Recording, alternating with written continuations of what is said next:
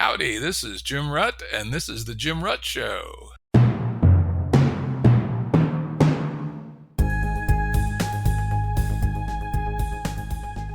This is a Currents episode. Currents are shorter and less heavily produced than our full-length episodes and generally focus on a single topic. As always, links to books, articles, and organizations mentioned are available on the episode page at jimruttshow.com. That's jimruttshow.com. Today's guest is Jonny Miller. He is the co-founder of Maptia. He's an emotional resilience coach. He's the founder of the Nervous Systems Mastery course.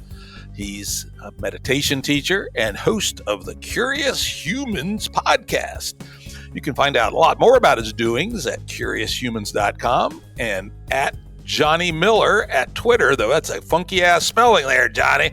JONNYM numeral 1 LLER. As usual, all these links will be available at the episode page at jimruttshow.com. So check it out. Welcome, Johnny. It's great to be here. Yeah, excited for this. Yeah, this should be fun. Yeah, this is a completely atypical podcast, so God knows where we'll go with this thing. But sometime back, I guess it was on December 22nd, according to my notes, Johnny tweeted, "I've set aside February and March next year to have as many interesting podcast conversations as humanly possible. Do you guys know any great hosts who might be a good fit? Blah, blah, blah." And for whatever reason, I raised my hand, though actually Johnny and I had a few conversations previously. And I said, what the hell? Let's have him on. So I just said, DM me if you got the nerve. And he did. So here we are. I appreciate the British accent there. That was very good. Yes, I was joking with him earlier. I wanted to make sure he was an actual Brit, not some American trying to claim the bonus 15 IQ points that Americans wrongly give to British accents. Turns out he actually is a Brit. So don't feel like you're being scammed there, Americans, right? So did you have other good podcast episodes from that tweet? Yeah, I've had some great conversations. It's actually been really fun. I think I have a podcast myself and I love hosting, but just being on the receiving end is so delightful. You just get to turn your brain off and just see what comes through. It's really fun. Yeah, exactly. I always tell people when they ask me if I want to come on their podcast, oh, hell yeah, I'm a podcast slut. Just ask me. I'd say yes.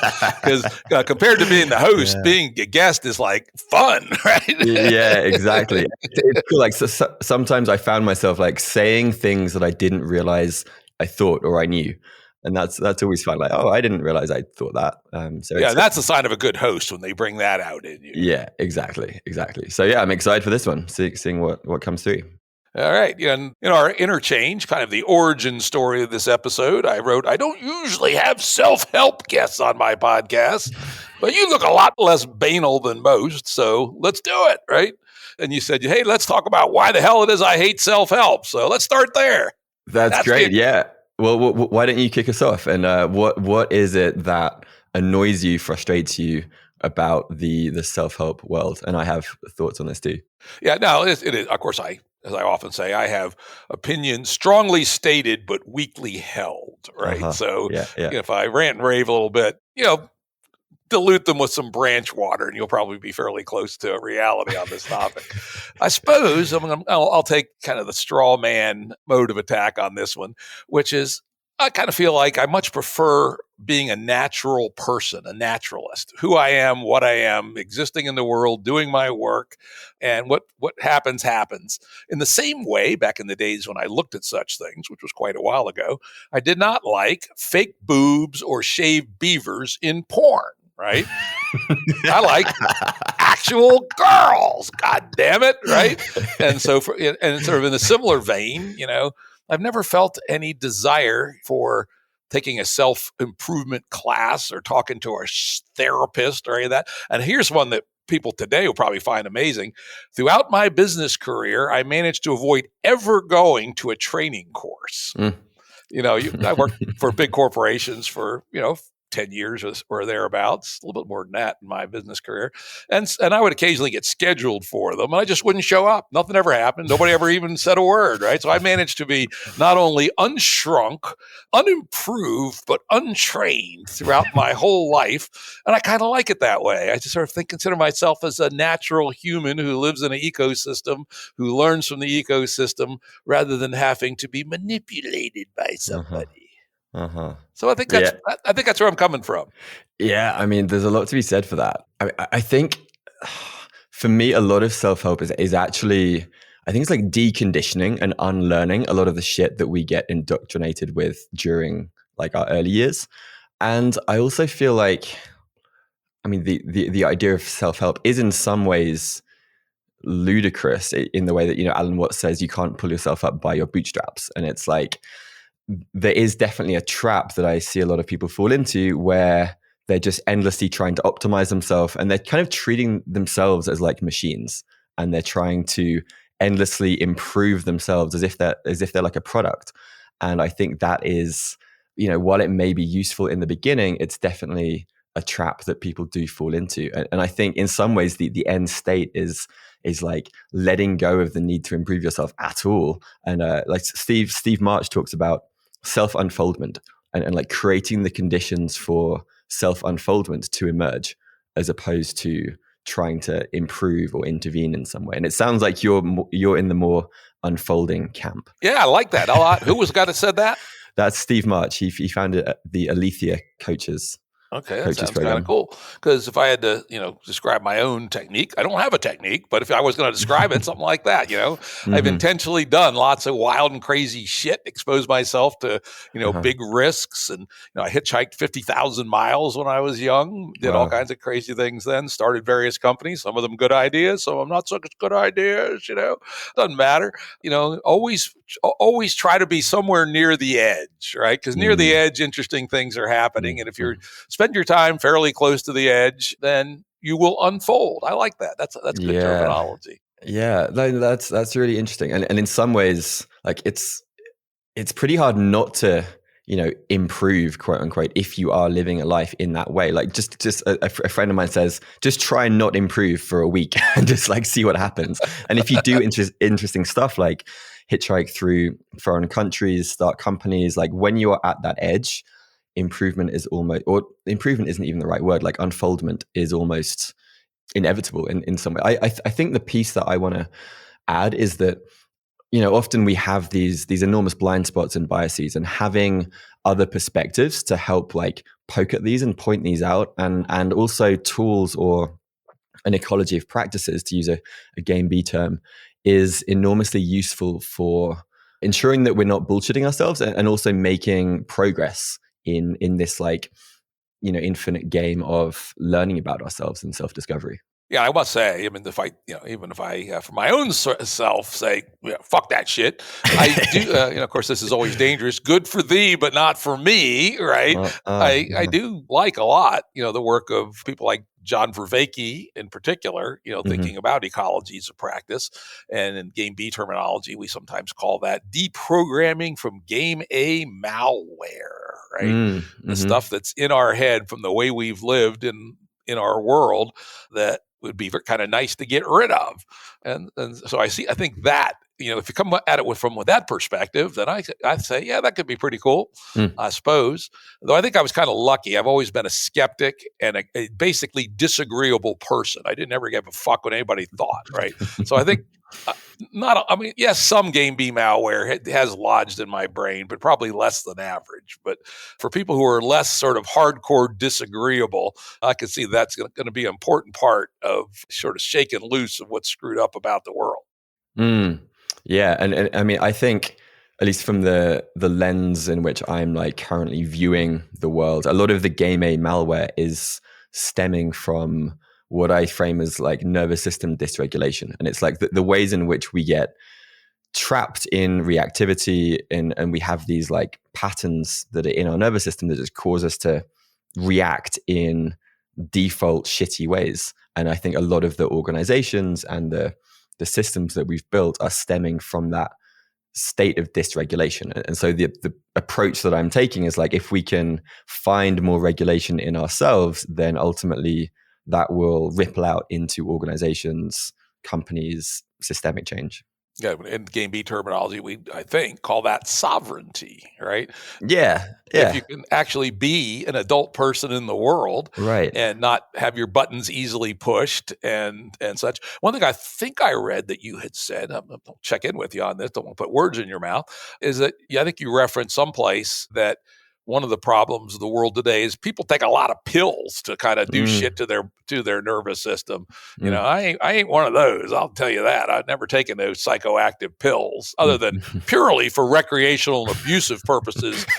In my younger years, I'll confess to have been a fan of methamphetamine and things of that sort, LSD, mushrooms, Quaaludes, shit. Yeah, but I would never waste them to manage my everyday state, strictly party drugs. But as we know, in our current world, there are a lot of people who get trapped into like doing Adderall as a way to compete in white collar work. In fact, I recently pointed that out as a classic multipolar trap where, if everybody else at work is doing it, then you sort of have to do it. If you don't want to get, at least if you're a person of relatively low psychic energy, you're going to get sucked into it, because if you don't, you're going to be outcompeted by the other guy.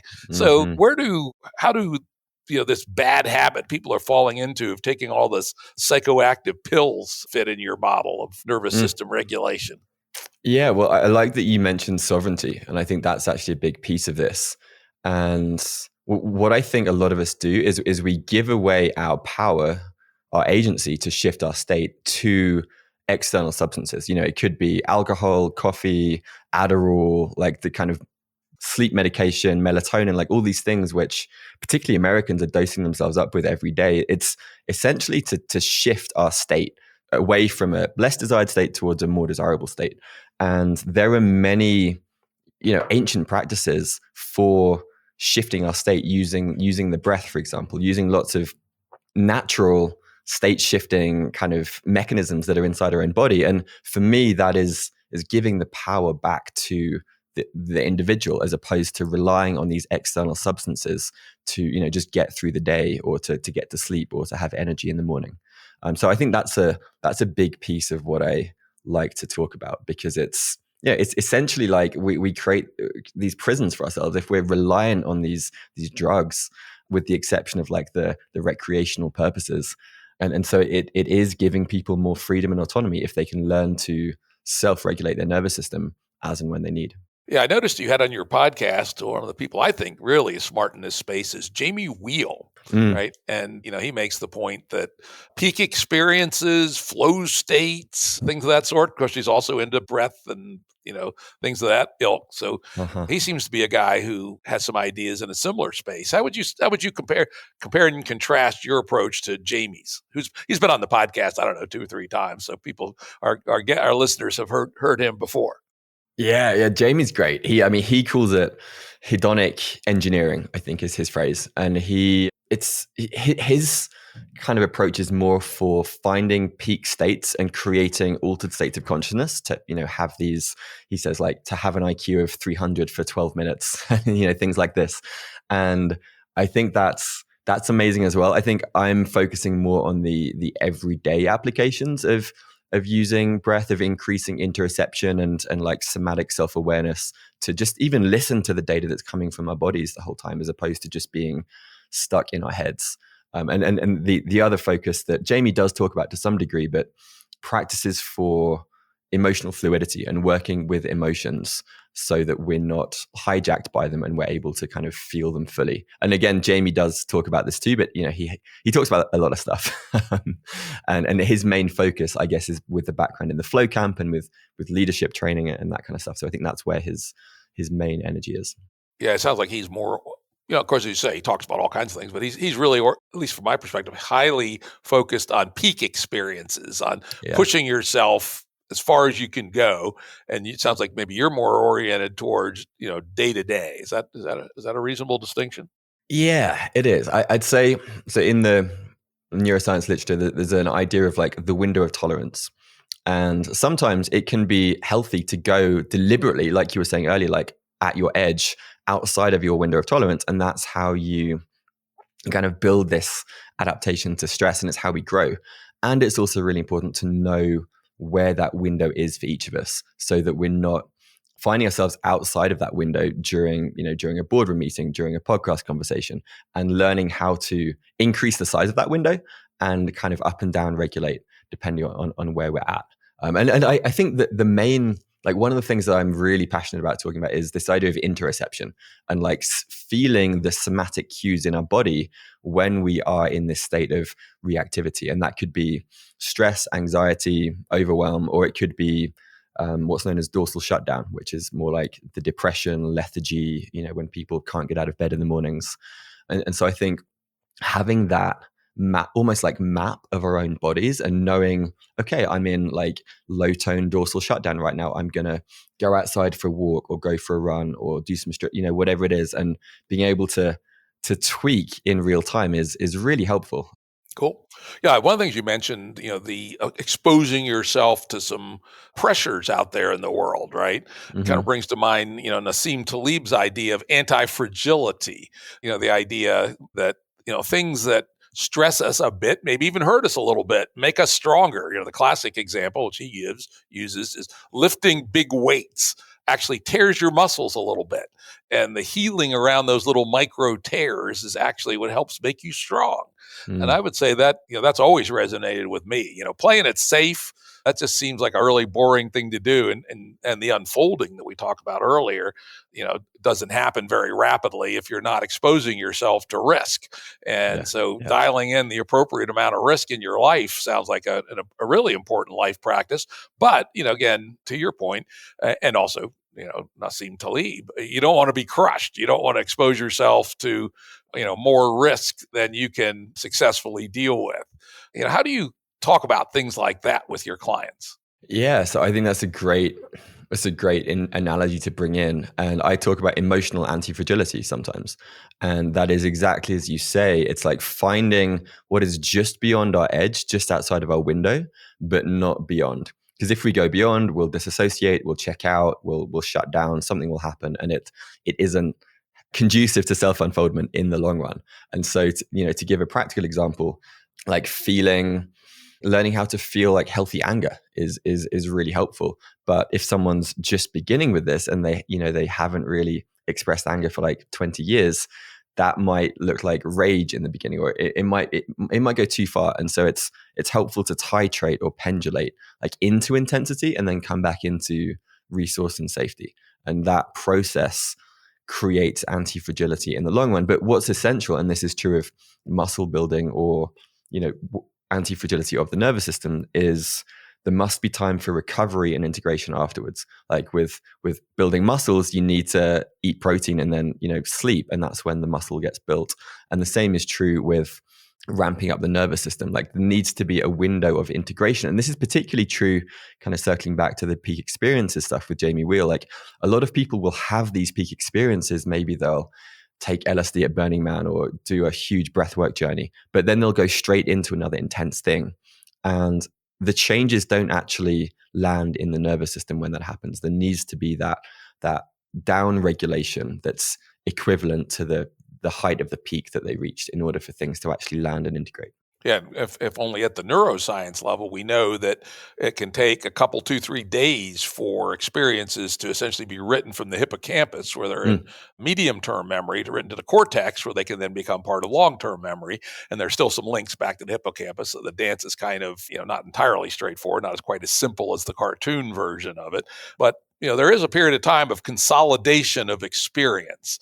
Do you have kind of a practitioner sense of how much consolidation is necessary after a peak experience?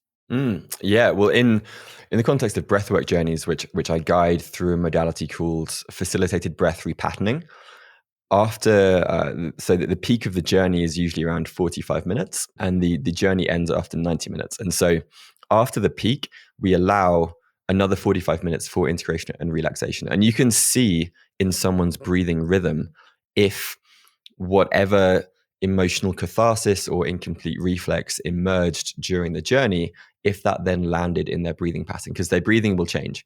And so we can see if the thing actually integrated in the integration and relaxation period.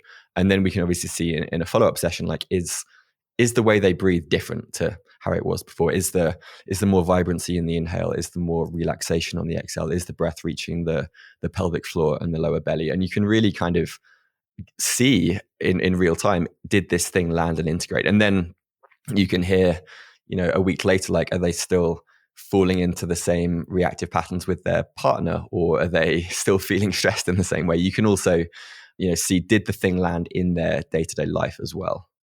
Yeah, now the mechanical or procedural part presumably gets stored in the basal ganglia, and that can get stored right away. So you could see behavioral changes, Mm-hmm. at the physical level right away, Yeah, but you yeah. might not see the propagation to the cognitive right away. Yeah, exactly. And the other thing that I'll mention is, I've worked with clients who they've brought breath all the way down into their lower belly and their pelvic floor, maybe for the first time during these sessions.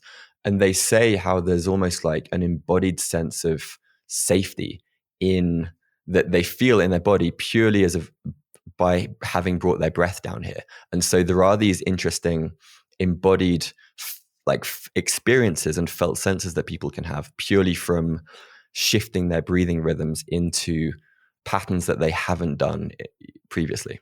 Yeah, I've been kind of interested in this breath stuff. Unfortunately, I have a kind of a little curious heart condition where they Mm. don't recommend doing anything very extreme. Mm-hmm. Heart arrhythmia, which is fortunately well controlled at the moment, but been Mm. warned to watch out for that with respect to that condition, because it does sound like it could be a quite interesting practice. And unlike putting chemicals in your head, it's something that that's more natural, right? It's not fake Yeah. tits and shaved beavers, right? Yeah, this is the natural porn version of self-transformation. Yeah, so I mean, I'd say you also don't need to do, when people think of breath work, they might think of holotropic breath work, which is like, huffing and puffing for 3 hours with intense music in the Yeah, background. Like exactly. That's the kind of stuff I've heard about. yeah, that's what, Stan Grof pioneered, and he was amazing. And recent developments in this field have shown that way of breathing isn't necessarily honoring the nervous system. And so more gentle practices where there's maybe a vibrant inhale but a relaxed exhale, in my experience, still create those peak experiences, but without revving up or jacking up the nervous system, again, like outside of the window of tolerance. And so for someone like you, practicing in the beginning, just breathing in and out through the nose could also be really interesting, because that's almost like breathing in second or third gear, as opposed to in and out through the mouth, which is like fourth or fifth gear, which is again when the nervous system really revs up. So it's definitely still, I mean, even with a heart condition, I think it's still worth trying. We have to look. Maybe we'll hook up with it. We can do it sometime. Might Sure. be fun. Now, another thing I'd like to dig in a little bit. You mentioned anger, and one of the things I've noticed that from the personal development woo-woo types, etc., they often seem to have put anger in bad color. Personally, I think anger is good. Right? I would say that a significant amount of the good work I've done in the world has come from anger. Mm, And typically, if I get angry about something, I'll be hot angry for 5 minutes, and that might be once every 2 years, right? And then most of the time that'll just evaporate, but once in a while it'll turn into extremely productive cold anger, where mm. something is now my fucking enemy. Like game A is now my fucking enemy, right? I had a angry reaction to it when the light came on, and then it consolidated. 5 minutes later, I was fine. And then it consolidated over a few days into cold anger. So the same Oh, was true in my business career. Been true in just a few times in my life where hot anger, instead of just dissipating and going away, mm, was consolidated into a very useful frame for providing sort of long-term power to attack something. mm. First, I guess I'd ask you, why is it in bad color amongst many of these kinds of self-improvement folks? And it sounds like maybe it isn't necessarily in your doctrine. So, Mm. tell me what you think about, one, why do people think it's bad, and how might anger actually be put to good use? Yeah. Well, I think anger's fucking great. Anger is absolutely essential. I mean, I think it's quite easy to point to why it's been demonized in our culture, because a lot of pain and suffering has come from unhealthy, kind of shadow repressed anger coming out in very harmful ways. And it's easy to point to particularly historical situations where that's been the case.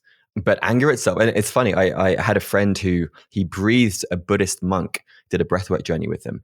And this monk expressed anger for the first time in maybe like 25 years during this journey. And it completely transformed his life. Like it gave him so much more energy and aliveness and vibrancy. And when we repress our anger, and I did this for probably the first 25 years of my life because being British, we're not very well known for expressing our emotions. Stiff up on left, yes. Right, keep going, carry on, head down, and kind of coming into a healthy relationship with my anger was transformative. I mean, one piece is the difference between being nice versus being kind, like being like the people pleasing Mr. Nice Guy versus being kind, where you might say things or do things which hurt people in the moment, but they're actually kind and loving in the long term. And the distinction that I use with anger is it's almost like if you imagine a hose pipe and this like intense energy is coming through the hose, it can be kinked in one of two ways. It can be repressed, where you basically like shut it down and you're passive aggressive. You're like I'm not angry, like you're angry, no. or it goes the other way and it comes out as rage, where you like attack people, you blame people, you shout at people, and that's also avoiding feeling the anger itself. But the actual like, you used hot and cold, but I think like clean and unclean is a helpful distinction as well. When it's clean, it's just the energy of like, I really fucking care about this. Like, this is important to me. Like, this is what matters to me. And I'm gonna protect it. I'm gonna build things that help to serve. And it's almost, I see it as like this, like healthy warrior energy that's in us. Exactly. Yeah, right. And when that is harnessed, it creates amazing things. It creates change. It shows us what we actually love. Yeah, and to the point of passive aggressive, few things I hate more than passive aggressives, right? In corporate America, they're full of them, right? And I often made it my campaign to disempower the passive aggressives. And I had a very interesting little technique for those of you who are ever stuck in corporate America. At one point, I was put in charge of a bunch of these decision-making councils across this big multinational corporation that were supposed to decide on transformative processes within the big corporation. And if you've ever been in a big corporation, there's always a bunch of people that don't want to change no matter what. And so they try to stall and slow everything down through passive aggressive techniques. And I found it very good when I took over these things. They hadn't done shit in years other than talk. And so I said, all right, I'm going to disempower these passive aggressives. Here's how I'm going to do it. I'm basically going to announce to each of these councils that, all right, we got a deadline. You guys, we have to have a recommendation by September 15th. And if we don't, I personally am going to decide, and I'm not going to do a damn bit of research. I'm just going to make a decision. So probably it's going to be way worse for you passive aggressive motherfuckers than if you participate in good faith in the process, because you at least have some, of course I didn't say it quite that way, but that's what I was thinking. You'll have some input into the decision. If not, the radical crazy man Rutz is going to decide. So y'all get it done by September 15th or watch out. And I can tell you what, not once did I ever have to make a decision in that context.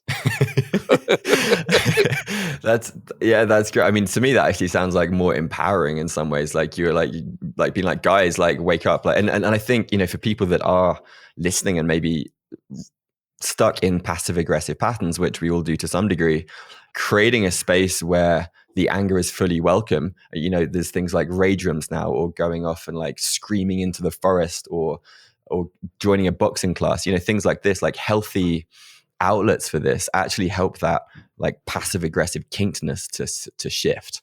And often it will shift into like the rage, and then it kind of pendulums back into some sort of healthy medium. Yeah, some sort of, healthy assertiveness, right? Yeah, clarity, determination, like this. Put it on the table, dude, right? And back it up, right? And if you win, you lose, right? You don't win every time, but don't be afraid to get into the arena, God damn it, right? Yeah, totally. Cool. So let's see, what else do we want to talk about? I went through our tweets that you and I did back and forth kind of before we decided to do the podcast. And I found some of them at least somewhat interesting. One, you asked, what is the one principle that helps you make decisions? Either one you're coming up with yourself or adopted from someone else. And I posted my reply. maybe the most important thing for a comprehensive approach to decision making is having a sense that now is the time to decide this, that you now have enough information and have done enough processing that deciding now is appropriate, neither too early nor too late. And again, I was thinking in business decision context, and you see both errors. I say type 1, type 2 errors. Type 1, there are definitely people who are just impulsive and make decisions without having thought it out sufficiently. And then there's also analysis paralysis folks that can't make a decision, even though it's fairly clear that they could and they should, and that delaying does more harm even than taking a chance of being wrong. And so getting some sense of when to make a decision in my art form of life has always been something I've considered myself pretty good at, not perfect. I can give some examples of type 1 and type 2 errors, probably more type 1 than type 2, but something that I've tried to teach people who work for me as well. How does that resonate with the things you think about? Yeah, that does resonate. And I'm drawing my kind of opinions from a guy called Joe Hudson, whose work I really admire.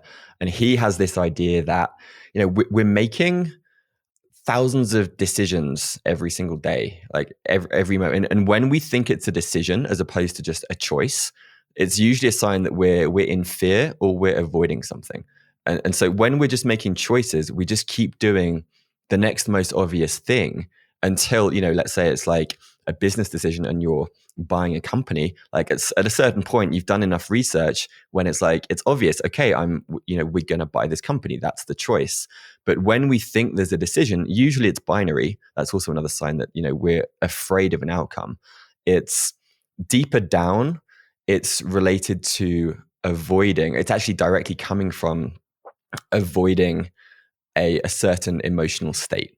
And it's interesting, particularly in the business world, there's this myth that like we make rational decisions, like facts over feelings. Someone tweeted the other day, and it's actually, it's bullshit. And it's been shown through neuroscience, the work of Damasio and Descartes' error, where he talks about the patient Elliot who had his emotional center removed due to some sort of brain operation, and his entire life fell apart. He couldn't choose between like what to have for lunch or what color pen to use.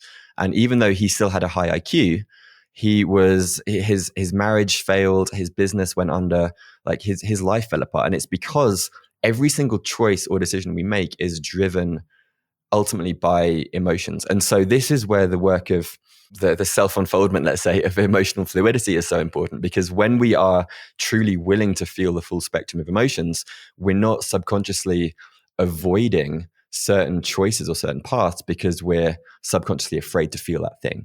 And so I think the work of like, let's say like world-class decision making in the business world is actually very related to how willing are you to feel the heartbreak of a potential outcome, or to feel anger, that might arise. And it's really our lack of capacity to feel that is tainting these choices that we make. And once you start to see it, it's like a lens that you kind of start to see everywhere. Yeah, in fact, we had Antonio Damasio on the show not too long ago. Wow. Oh, cool. Back on EP 148. And I've long been read his books going back 20 years. And it is really a profound eye-opener when you realize even deciding whether to have cornflakes or Rice Krispies for breakfast is at the end of the day an emotional tip decision, right? Yeah, exactly. And that, decision paralysis comes from people not willing to let their emotions tip it at the end.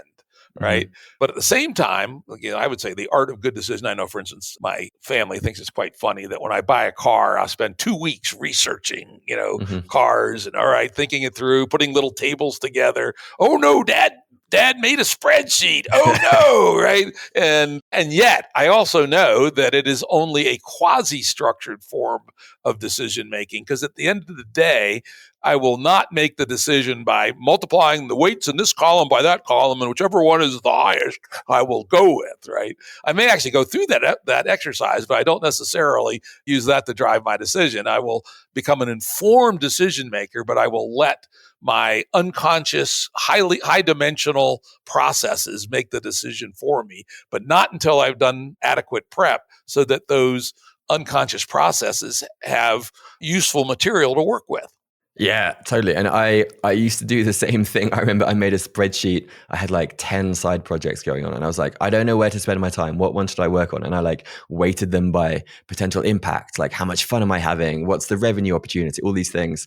And I looked at the end results and I was like, that doesn't align with actually what I feel. And it helped me to realize what I actually felt inside. It was almost like a mirror in some ways. Yeah. So yeah, I mean, I'm totally with you. I think there's and like Jeff Bezos's regret minimization framework is really helpful. And there's a number of different cognitive tools to help us reframe choices. But ultimately, we are going to choose what our body thinks is going to make us feel good in the future. Like that's kind of how we work. Yeah, if we're healthy, because there are people, presumably. How many people do you know that just seem to drive their emotional or mental car into every telephone pole on the road, right? They just seem to have an amazing talent for making the wrong decision every time.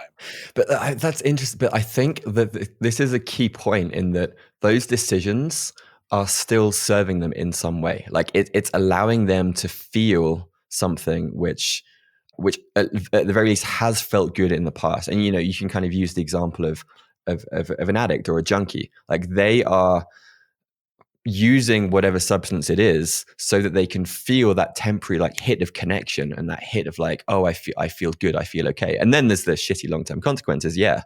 But it's like it's still there's like a weird logic to it in the same way that we have these strategies from childhood which served us in the first 5 years of our lives. But now as supposed adults, they're maybe less helpful. But it's like we're still running a lot of those unconscious strategies, which were rational at the time, but they're now no longer as useful. Yeah, one domain where I see this constantly driving the emotional and cognitive car to the telephone pole is in romantic relationships. I think we all know people that, man, how could you make 6 bad choices that are of a similar sort, one after the other? What's up with that? Yeah, well, so 2 things here. Firstly, I think romantic relationships are probably the most juicy arenas for like bringing up our shit, for bringing up our triggers, for bringing up our traumas, repressed emotions, all these kind of things. And when someone is making the same bad choice 7 times in a row, that is a pretty clear sign that there is a certain emotion which they are avoiding.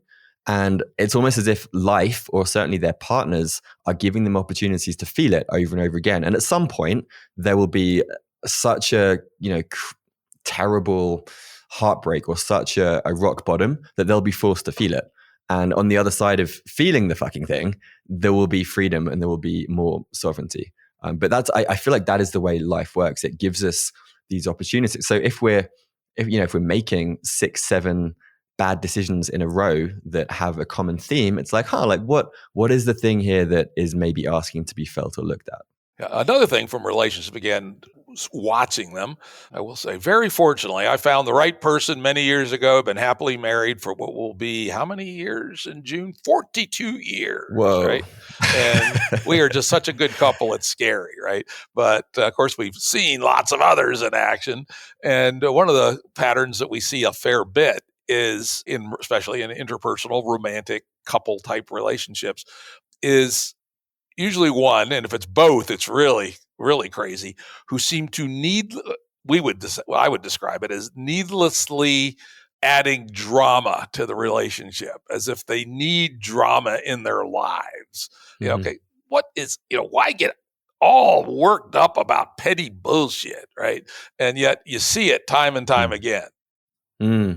Yeah, well, I mean, it's tricky without having a specific example, but I think often when that, and not to stereotype, but it is often the female or the feminine that's like bringing up the intense emotion or the drama. There's often some wisdom there or something that pointing to, but it's just being like, it's being raised in an unskillful way. And when it comes to like, the petty arguments, it's so rarely about the actual, like the thing that they think they're arguing about. It's almost always about something deeper. And so the work is really to kind of recognize like, oh shit, I'm doing that thing again. Like, let me take a moment to like find my breath, regulate, tune in, feel safe, and then be like, okay, what emotion is here? Like, what is the what is this situation that's that I think is about washing the dishes or some petty shit? Like, what is that actually pointing to that's in me? And then how can I? And that's the other thing. I think we often have this tendency to like blame the other, or it's their shit or it's her shit. But if there's something going on between the two of you, there's always something for both people because they're both creating the conditions for that to arise. And so the ninja move is to be able to like have that like slightly more spacious awareness and be like, okay, we're doing that thing again.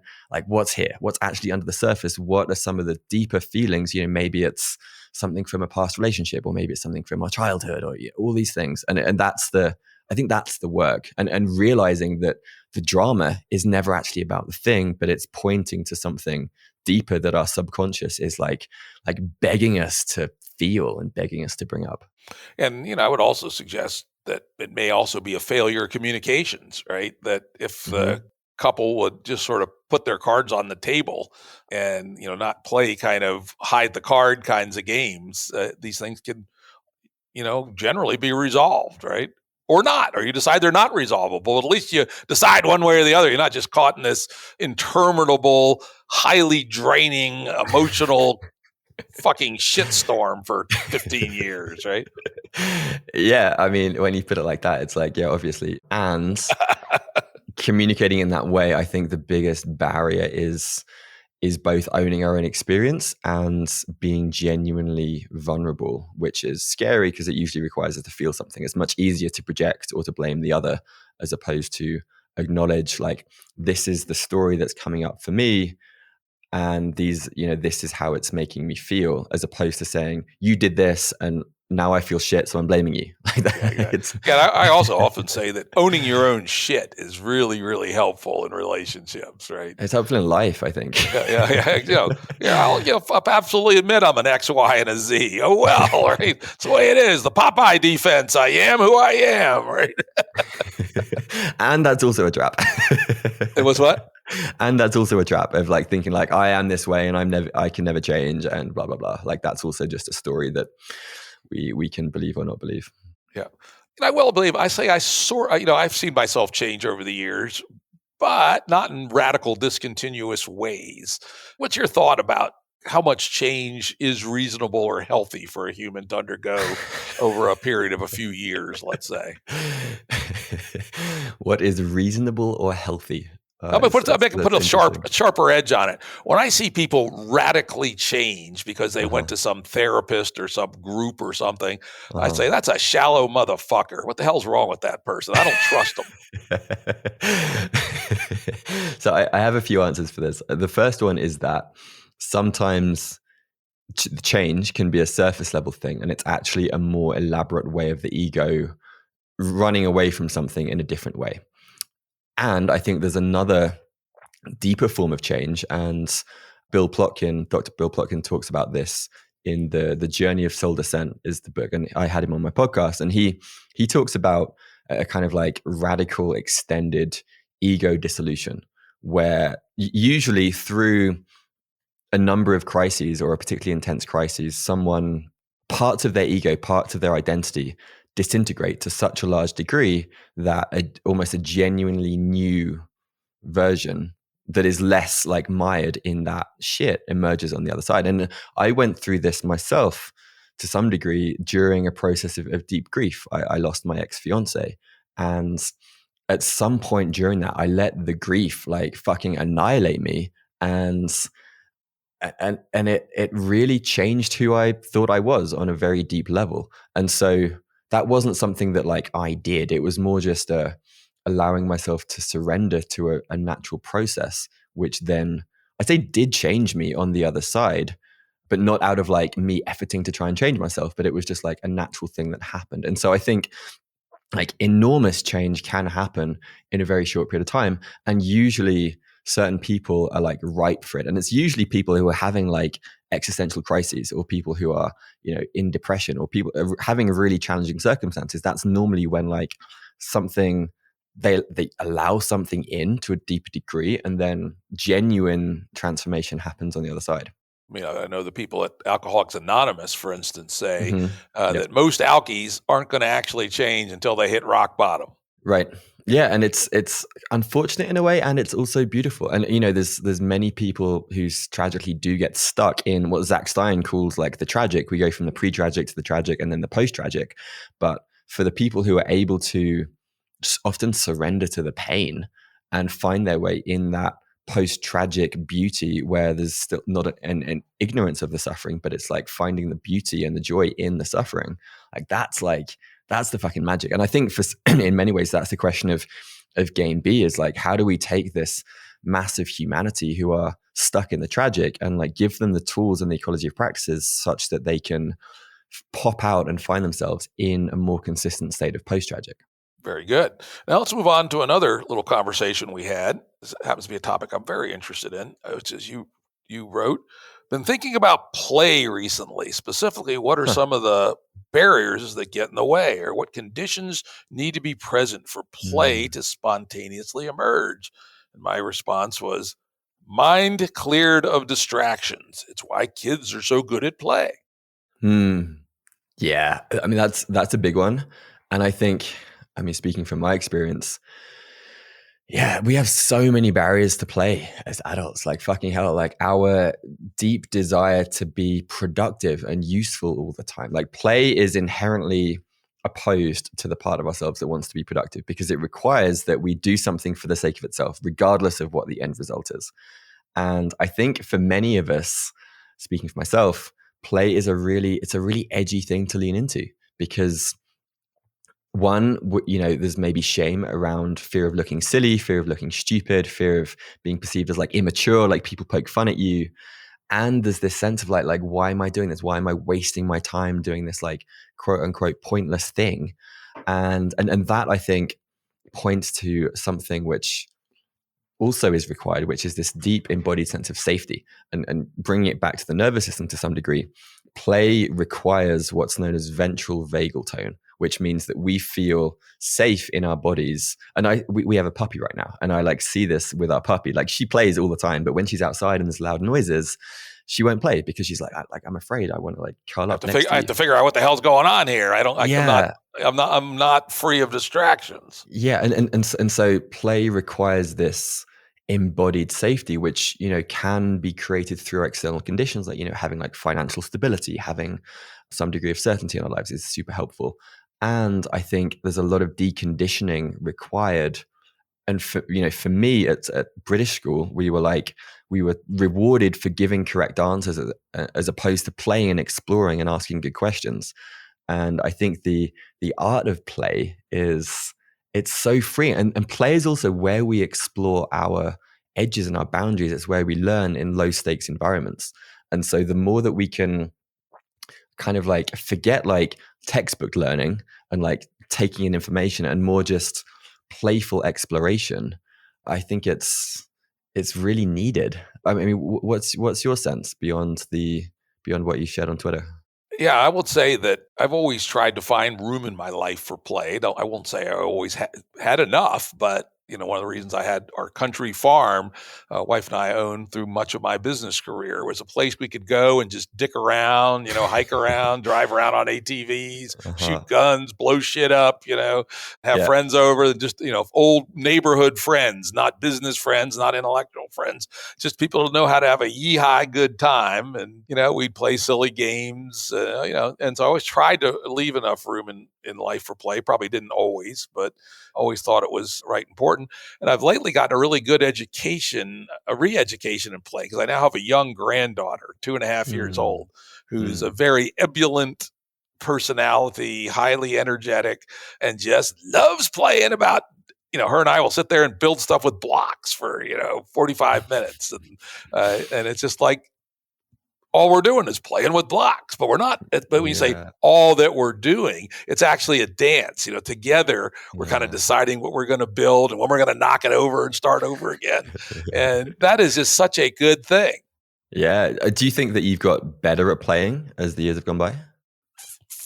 Well, the fact that I've been retired from business for 22 years has given me lots of time to play.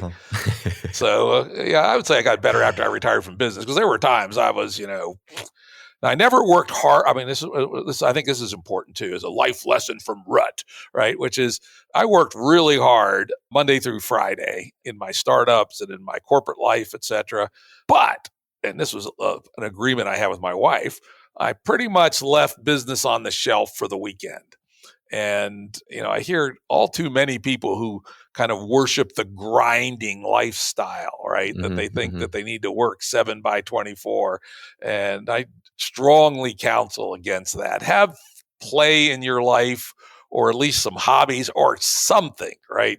And your net productivity will actually go up, I'm willing to predict, if you do not feel that you need to grind on Saturday and Sunday every week. In fact, Right. I sometimes will, just for fun, I'll say, because I do a lot of mentoring of young business people and even a little bit older than young business people. I'll say, I had a fairly fun, intense business career for 30 years. How often do you think I went into the office on the weekends in 30 years? And they'll say, oh, I don't know, 1,000 times or something. I go, about 30. Once a year, maybe I go into the office on the weekend. Right. And this was before all the remote tools. So pretty much that meant I didn't do any business work on the weekend other than maybe read a paper or something. And I think that consciously designing one's life for some significant amount of unscheduled time, especially with respect to work, is really important. That sounds dangerously like self-improvement advice, Jim. Uh-oh. No, I love that. And I think what comes to mind for me is, also like during the week, like when you're working on the business, it's like, how can a sense of play be introduced into that? And something that I track in myself is this difference between taking things too seriously or being sincere versus serious, as Alan Watts puts it. And it's like, I can be sincere and playful in what I'm doing. And I remember reading a book by, I think it was Stephen Johnson. He talked about how many of the great inventions of this age began as like playful tinkering experiments of people just like having fun on weekends. And then it turned into this like amazingly useful, productive thing. But it was born from that spirit of play. And I think the more that I kind of bring that into the work I'm doing right now, of like not creating this binary distinction of like, in the mornings I'm in like work mode, I'm focused, I'm like, browse furrowed serious mode, but like how can actually that have an element of play in it as well? Yeah, I think that's always good. I always tried to have a good time at everything I did. And of course, it's probably harder today with all these uptight woke motherfuckers. You can't joke or anything like that. We used to have a good time at work, right? And I don't think anybody was disrespected or suffered from microaggressions or any of that horse shit, right? And if they did, they were big enough to just suck it up and roll with it, right? But I think it's kind of constipating people emotionally to have to work in corporate America today, or probably UK as well. What do you think about that? Do I think it's emotionally constipating to work in corporate environments? I've never had a job really, so I wouldn't know how to answer that. Good man, good answer. and at the same time, I've met a lot of people who have quit their jobs in the city and then gone on these journeys where they've realized and this was true for me as well, of like being numb from the neck down essentially, and just like living in their heads, in their minds, intellectually overanalyzing everything, and then realizing, oh shit, there's this like inner landscape of emotions and feelings that I've been oblivious to for years or decades. And so I think the corporate environment, unfortunately, in many cases does perpetuate that like uptight emotional repression. And I think that's unfortunately a really shitty thing. And it doesn't have to be that way. Yeah, no, not at all. Our companies in the 80s, we had good times, and crazy times. Sometimes we get into fist fights and shit, and we argued about things. And definitely no repressed anger at that company. Yeah, definitely not. People weren't into. We did not tolerate passive aggressives. You want to be aggressive, right? and intellectual honesty was always the highest value in our companies. That you should always say what you think, and to not say what you think is a failure of courage. And courage is the most important of all virtues, because without courage, none of the other virtues are possible. Yeah, and like I've lived my life as trying to be someone who I see myself as like courageous, like doing the courageous thing, and I think there's also a fear of like being perceived as helpless, or certain situations where actually the truly courageous thing is to maybe not say what we or say what we think in a way that creates connection as opposed to disconnection. I think that it's tricky. And I think that's correct. I mean, there are lots of ways you can say what you think in ways that just piss people off for no Right. good reason. And Yeah. as they say here in the South where I live, a Southern gentlewoman never offends anybody unintentionally.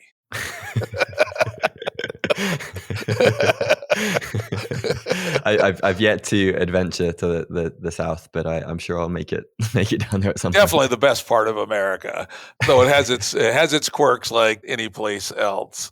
Now we're going to turn maybe a little bit back to my somewhat more jaded straw man anti-view here. This is another tweet, which begs the question from you: how does one invest in their mental health? Regular early sunlight, which I agree with, by the way, somatic-based therapy, strong community and friendships, I agree, learn protocols, regular exercise, avoid processed food. What else? And then I wrote, rule number 1, don't think about your mental health. Because if I look at the arc of history, say my parents' generation, these were the G.I. Joe World War II people, right? They went through the Great Depression. They went through World War fucking II. They went through the bomb over their head. My parents were in their, how old they've been? Early 40s during the Cuban Missile Crisis, right? I didn't know any of them that were crazy or any of them that had mental health issues. Now, a few of them drank more than they should have probably, but they seemed pretty fucking mentally healthy. And boomers were somewhat less, a little bit less resistant to thinking about their mental health, and they were a little crazier. The Xers, the same. Millennials, the same. And now our Zoomers, all they fucking talk about is their mental health. And they're the craziest motherfucking generation that America's ever had. So it strikes me that, at least based on empirical data, worrying about your mental health is bad for your mental health. Well, there's obviously a piece of like correlation versus causation in that. And I mean, the word mental health, I agree with you. I don't think it's particularly helpful because it also kind of emphasizes this Descartesian like stupid notion that the mind and the body are two separate things. And so separating physical health from mental health is absurd in many ways. And I think, speaking to previous generations, I also think that there was a large amount of emotional repression that went on. And I didn't live through these eras. I don't know. But from what I'm guessing is that they found ways to still be functional and to still like operate and raise families in these things. But that doesn't necessarily mean that they were thriving and happy. And I think that because there was so much stigma around talking about these things, around depression and anxiety and suicidal thoughts, these types of things, I think it was often just swept under the rug. And so I think what's happening now is the opposite, like it's coming out from under the rug and everyone is talking about it. I think in my view, the conversation needs to shift from like purely mental health. And, seeing a therapist can be great. I think it helps lots of people. And if you're not working with the body in a somatic way, it's basically impossible, in my opinion, to get to the root cause of what causes these addictions, disorders, the whole kind of gamut of mental health challenges. And so I think what needs to be reframed is talking about like outlets. And this is what we need in culture, are like healthy places for emotional expression. Like in the war in Eastern Europe, they had like sauna culture where twice a week they'd go in saunas, they'd sweat for like an hour and they'd process their emotions and their feelings and talk about things in community. And that's how they regulated themselves. And we don't really have that in the West right now. There's not these like socially acceptable places where all of that emotional debt that has been accumulated in our lives and potentially previous generations gets to be expressed or felt, with the exception of like men's groups or ayahuasca ceremonies, things like this, which are very isolated and certainly not part of people's weekly or even monthly routines. Well, I'm going to add something here on this generational thing, because again, I hear all this. For my generation, at least, the typical place that you have your emotional outlet is with your best friends. Your 3 or 4 or 5 friends that as they say, a friend will help you move. A good friend will help you move a body. right? And so you're 4 or 5 lifetime good friends, right? Those are the folks that I look to if I have to really talk something through, and they will listen to my ravings and I'll listen to theirs, and they'll know us, one in particular, we've been friends now for 67 years, Holy right? shit. Wow. Through thick and thin, and we know each other better than we know each other probably better than either of us knows ourselves, right? One of those kinds of deals.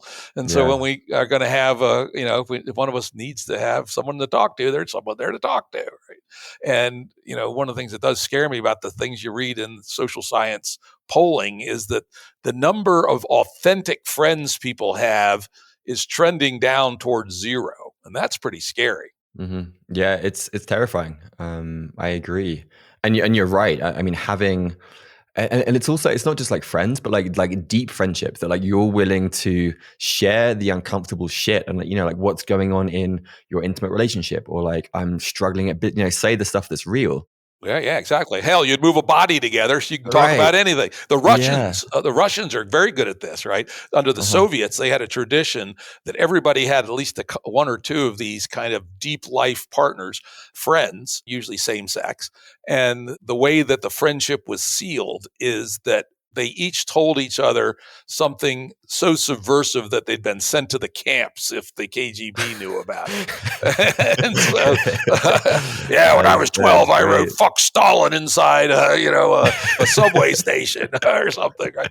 So this was where you got down to bare metal, and so you could then thereafter always have real bare metal conversations. Yeah. So in your work, do you help people think about how they can have more bare metal, real deal friendships? Yeah, that's a great question. I mean, answering from my own life, I think the deep friendships that I've found have come through intense experiences. So, like one example was, going through grief. One of the gifts of that was actually bringing me closer to a handful of friends and family who like rallied around me and supported me during that time. I think that was a big piece. And then another thing that comes to mind is there's a rise of like men's groups, and I went to a retreat last year where we had like a ritual combat where we kind of put on boxing gloves. We got into the center of a circle with like 60 other men like shouting around us, and we just fought. And I ended up feeling really close to that other guy by the end of it. And I think maybe for men in particular, going through challenging experiences together does forge deeper bonds and deeper friendships. And there is maybe an absence again of like healthy containers to go through particularly physical challenges together outside of these like retreat situations. But in terms of like how the work I do influences this, I think ultimately when we are guarded and when we are afraid to feel certain emotions, or we're afraid of like taking the lid off the thing that we've been like pushing down for long periods of time, that creates a barrier to deeper connection. And so even though we might intellectually like think, oh, I really want like a couple of close friends that I can really, trust and bury bodies together with, or whatever it is, like it's like if we're simultaneously guarded and like unconsciously like holding all this stuff, it's actually really hard to form deeper connections. And so I think a beautiful side effect of this work with nervous system mastery or breath work or increasing emotional fluidity is it allows for deeper connections and relationships, both intimate partners, but also friendships, which are, I think, as you said, are like really like underappreciated thing in modern society. And I mean, what I'm curious, like, what's your sense of why is it less common to have deeper friendships, and in some cases, like no real friends in the world today? That's an interesting question. And I'm going to give a multi-part answer because I also want to jump back to the fighting business. Well, one of the things the big change from when I was a kid is when I was, let's say, in my early teens, we all fought, right? It was part of growing up, and not getting into the occasional fight would have been very weird. And if you got into a little trouble for fighting, but not a whole lot. Now you fight in school, they're literally call the police. And, zero tolerance, blah, blah. I'm quite convinced that this is what causes school shootings, right? Because to your point, some of the people you got into a real fight with, they may well become your good friends. Or if you're, a victim of a bully and you and your best friend go trash the motherfucker, right? It puts an end to it, right? Instead of the pressure just building up till you bring your AR to school and shoot the place up. We didn't have school shootings in our day. No such thing. No cops in the schools, nothing. But there were fights every day in middle school, junior high school, as we called it in those days. And in my conversation with Tyson Yunkaporta, I've had several conversations with him on my podcast, and he and I both agree that this alienation from the sparring that the young male mammal needs. I mean, look at puppies. They're fighting and rolling around, nipping at each other. Chimps famously are pounding on each other. Wolves, any kind of mammal, particularly social mammal, the young males engage in sparring. And this banning of sparring from the life of the 12, 13, 14, 15-year-old male, strikes me as terrible.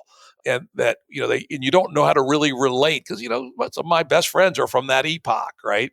And younger even, and not being able to have those kinds of experiences is quite telling. The second, this is something I've long been a believer in, is that I think if there's two kinds of links in the world, of course, everything's on a continuum, but think of strong links and weak links. Strong links are the things you do, moving a body, right? Counseling somebody on their breakup face to face over a bottle of fucking whiskey, right? Weak links are on Twitter, right? Or text messaging back and forth with 17 different people. Those aren't really strong links. So I suspect if we did a time audit on people, the emergence of cheap, fast, weak links in our society has depleted our time and our emotional stockpile for building strong links. And that if we took our phones and threw them out the window for a couple of years and just started going out on Friday nights and driving around looking for trouble and hanging out with our friends, we would build considerably more strong links than we do going posting Instagram selfie, blah, blah, blah, blah. That's all weak links. And there's probably a approximately finite amount of time and mental capacity you have for managing your social links.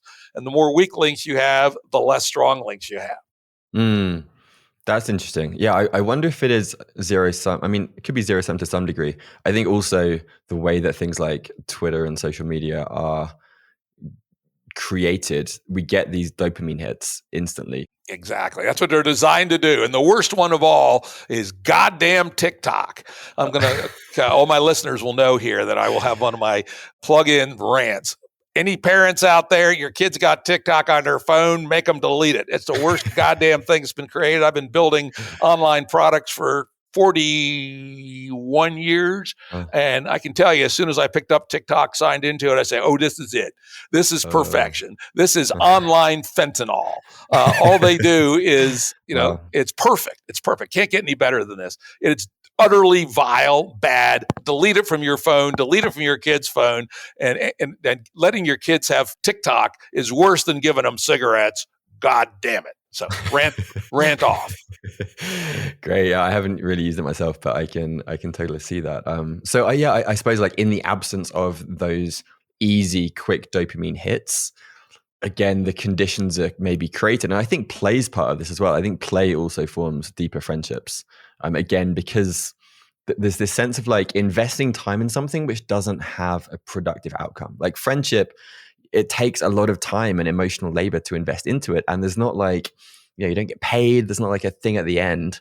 And you don't get a silver star or anything. It's for its own sake. It's like play. Friendship and play are both for their own sake. Right. Which is beautiful. And there seems to be this conditioning that's built up, particularly in, I guess, my generation of a resistance to do things that are just like for the sake of themselves and nothing else. And it does require, I think, this retreat that I went to, like we put the phones were like chucked away, like no one looked at them for 3 days. And it's amazing how I think deep connections can be forged in a really short space of time. And I felt this to the degree that like there were There was one guy there who I felt as close to as some men that I'd known for maybe like 5 years. And so it's not necessarily a function of time. It's just like, how deep are you willing to go in that short? And sometimes it's easier to do that with someone who's a relative stranger who doesn't have all these preconceptions about who you are, or things like that.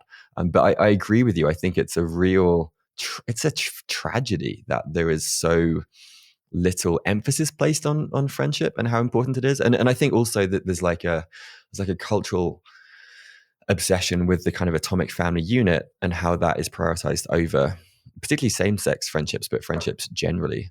Yep. Yeah, and I would argue that while occasionally you can build strong friendships virtually, it's face-to-face where you really build the strong friendships, or at least you do so quickly. I mean, I've had one of my best friends, we had a transformational 4-hour conversation one time, right? And that was the first time I think we'd met. We were both on the same board of directors, right? So we had probably an occasional thing, but somehow after one of the meetings, we sat down and had a 4-hour conversation.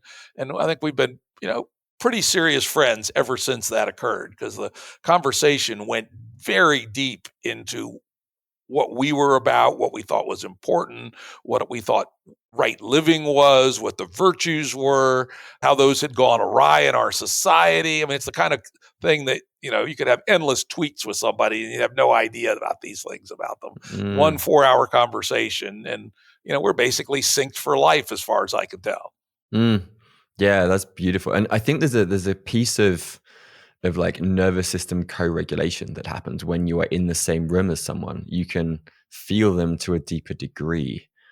And I've experienced this with some friends who I'd say they've been like intellectual friendships, but there hasn't been that like deeper connection. And it's usually been going on either an adventure together. I did like a stand-up paddleboard trip over 2 weeks in Norway with 3 friends, and we emerged like super tight after that.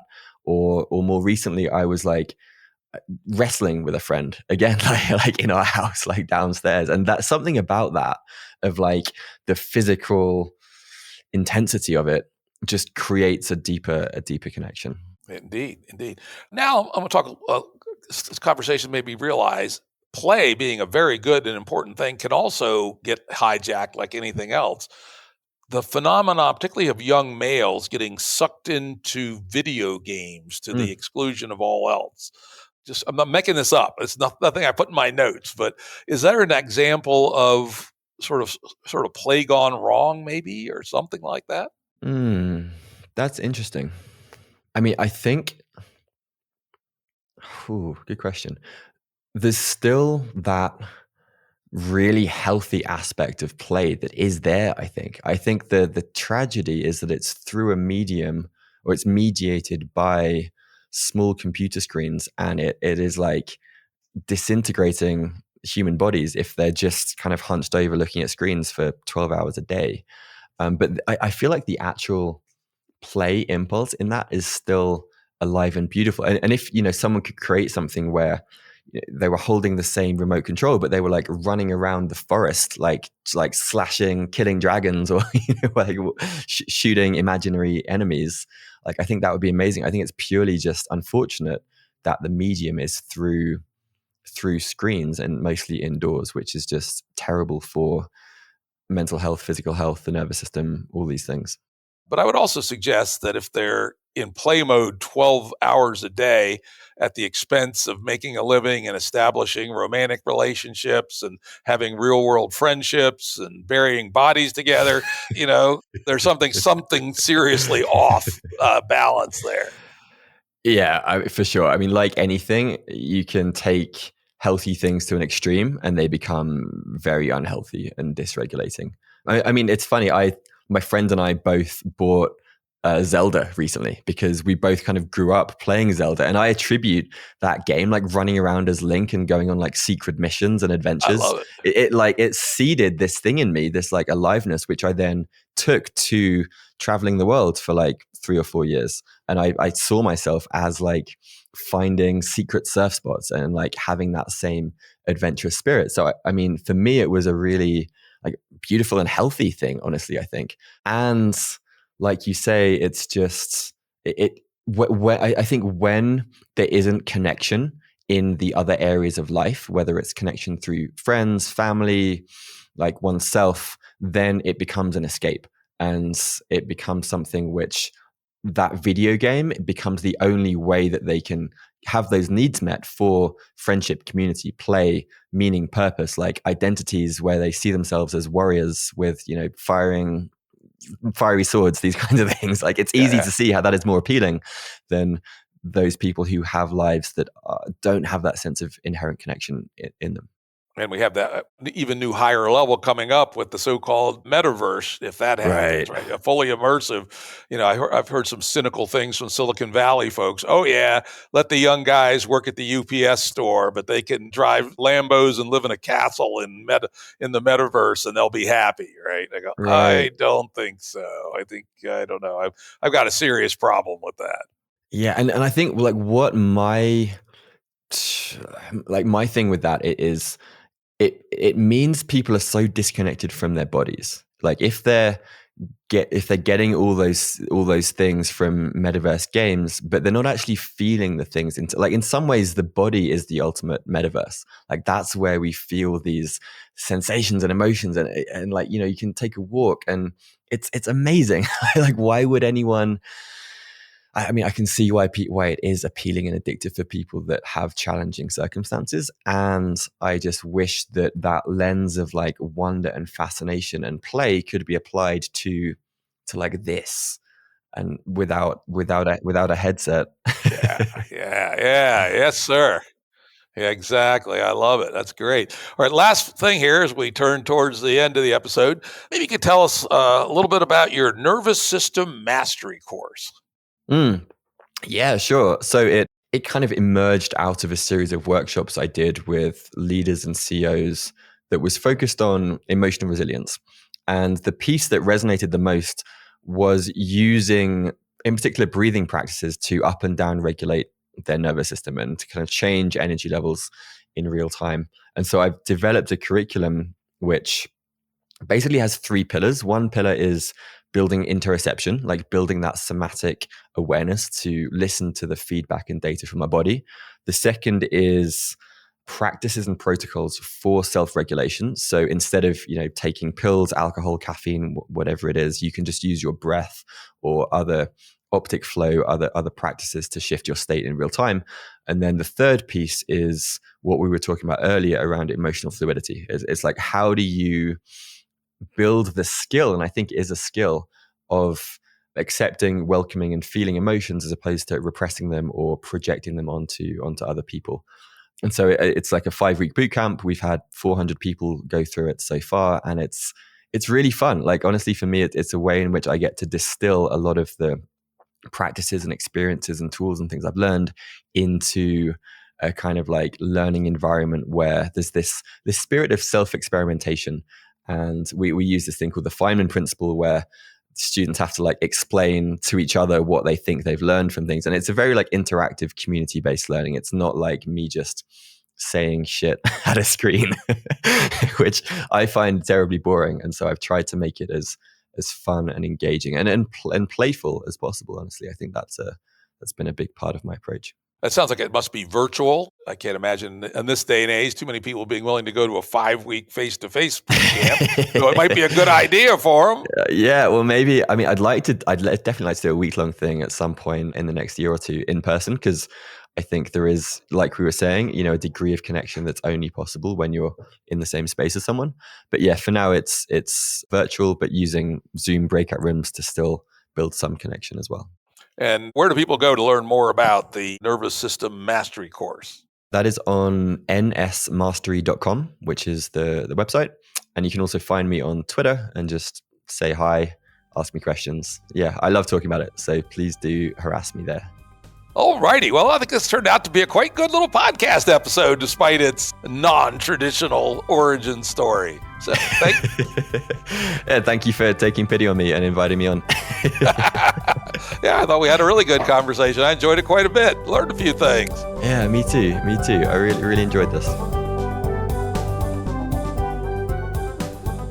Audio production and editing by Andrew Blevins Productions. Music by Tom Muller at modernspacemusic.com.